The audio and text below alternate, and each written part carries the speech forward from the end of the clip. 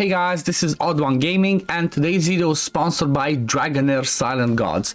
I really want to show you a few things from Dragonair Silent Gods. If you do not know already about this game, it just went global on the 19th and it's a pretty amazing game. I haven't played this in the past during the closed beta and I'm continuing to play this right now, not just because I got the sponsorship, but because I really love this game. So if you want to start playing this game, make sure you use the link in the pinned comment or description of this video to download the game, and you can play the game on Android devices, iOS, which is something that's amazing because they have adapted this game to the iOS's newest technology, so you can play the game at its fullest. It's available on PC through the Epic Games and it's also available on Mac. Dragonair will also be available through Steam at a later stage, so keep an eye out on my channel or on the official Discord to find out when it comes to Steam. You also need to keep in mind the fact that Dragonair is the second blockbuster from Newverse, the first one being Marvel Snap, and I'm quite sure quite a few of you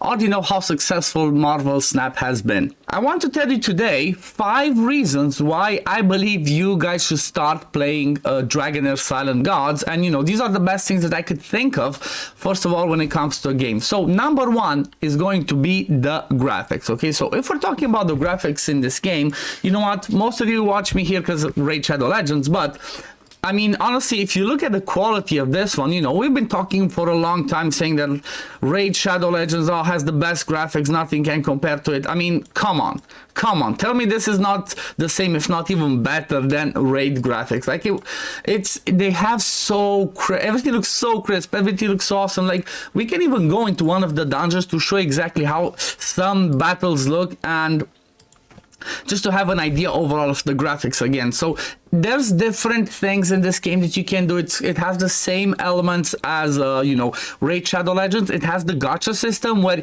you can pull heroes and progress through the game and do different fights. There's different dungeons, there's so many things, but in all of those, the main thing that you definitely notice first, at least that's what I noticed first, and that's what got me hooked on this game, first of all, were the graphics. They're so beautiful that it's like, honestly, I did not believe it possible, because you expect these types of graphics mostly to be only on PC games. Well, this one actually, this one can give Raid Shadow Legends a run for their money. So this is definitely number 1 reason from my point of view why I should start playing this game. I mean, look at this boss. Look at how slick this boss looks. Let me make myself a little bit smaller in here. Bruh, I just like disappeared for a second. But yeah, look at how well this one looks. It's just so crisp. Look at the detail that they put in there. It's just insane. And you know what? The same level of graphics and the same level of details you can see in every single content in the game. If you do arena, if you do dungeons, if you're gonna be doing the clan boss, which unfortunately I cannot show exactly now the clan boss, but you've seen in my previous video that I posted on this channel, actually the graphics of how the clan boss looks. It's like big Poseidon in the water that looks frozen, that hits you with lighting. It just looks stunning, guys. This is definitely reason number 1 why I believe you should play this game. Now, I'm going to slowly transition into reason number 2, and that is the fact that, most of you that maybe have seen a little bit about this game and, it's been associated with Dungeons and Dragons. Well, it definitely has the mechanics that, or like, the gameplay and stuff that makes you think about Dungeons and Dragons because, well, first of all, you have the tabletop fights. Okay, if you go over there again to check, you see, we have the whole, like, the hexagon selecting where do you put your heroes, who goes at the front, who goes at the back, like who would you use to attack. The lines show you if you're gonna be attacked, if you attack them, they attack you, and all that cool stuff. So for example, red means you're gonna be attacked but you're not attacking them. Purple means you attack them and they attack you, as you can see. Then we have the yellow one, which means you attack them and they don't attack you. So that's the first thing. Then the second thing, we have the dice roll. Well, the dice roll comes into play into several areas of the game. It comes into these fights, it comes into the, for example, let's go and do a summon, because why not? If you go in here, one of the types of summons is the Otherworld Horde. So if you go over here and move myself to the side, you choose 3 things in here. So it goes light, brutal, damage, the horn blows, and then you're gonna see the dice that I'm talking about. There it is, the 20 die. boom, we got the 10. So it's introduced in here. It's basically, you're gonna see it everywhere in the game. When somebody's trying to crit, or when somebody's trying to place a buff or a debuff and it's not 100%, the die mechanic will always appear to the side of the screen, and that just makes it beautiful. Okay, I got an Eli, pretty amazing rare. But yeah, that's another thing. Also, you know, something that's always associated with the beauty of Dungeons and Dragons themes, and like, you know, people that play it as a board game, is the story. The story of this game is just amazing. Like, I'm not somebody that usually plays for the story or cares that much about the lore unless it's pretty good, and I'm gonna tell you this, I read every single part of the story in this game, okay? When it was on closed beta, it has the same story as now. I read every single bit of the story because it's a really good story, and trust me, you're not gonna regret listening through you know, through all of that. Then the next thing is the open world side of it. I mean, look at how slick this one looks. Like, come on, every single, they're so good with details. You can go through, you know, you can go around the map, you can find different spaces where you might find resources, you might find other NPCs. That's how you find the dungeons. It has a really amazing, ooh, free stuff. There we go. Oh yeah, resources like this, for example, they refresh every single day. So if you want to collect some more stuff for cooking or some more resources for forging, they will always reappear at after, you know, the day resets. They have the amazing fast travel feature. So for example, I'm over here, let's say I want to come to this side, you can just click fast travel and boom, you got yourself there and you can easily travel. But look at how beautiful it looks. Like, I just cannot stop talking about the graphics of this game, because you know what, this is what hooked me first. When I first saw Dragonair Silent Gods being, you know, posted, advertised, or like people talking about it, that was the first thing that I actually noticed in this one, and it's definitely cool. Now, another reason, like reason number 4, is the fact that, you know, for most of you, like I said again, that are Raid Shadow Legends players, it's the different mechanics, okay? So we know that what these types of games you want to see cool dungeons, you want to see cool heroes, you want to see, you know, stuff like that. Well, they have crazy good mechanics. Like, as an example, let's say we go into the Goblin's Lair. This is where you would farm for XP. Well, the way that this one goes is you will have waves of goblins coming at you, or you go towards them, depending how much damage you do.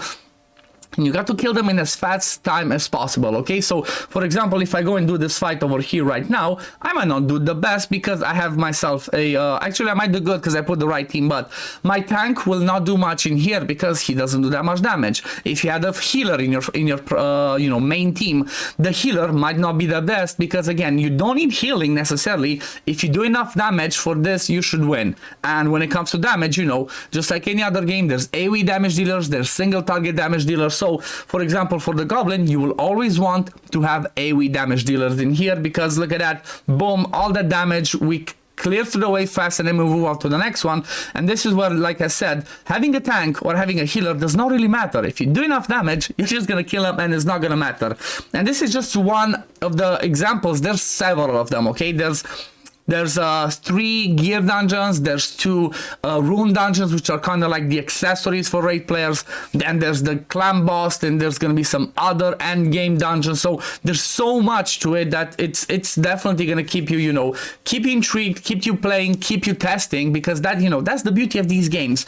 You have so many options of heroes, of dungeons to do, of gear, that it's definitely gonna keep you, you know, busy. So after we get out of this, I'm just going to show you the fact that, you know, every single one also has, you know, you have the option of doing full auto over here on the side. You can manually do the skills yourself if you want to. Oh, I think I might have also 3-starred this one. Let's see.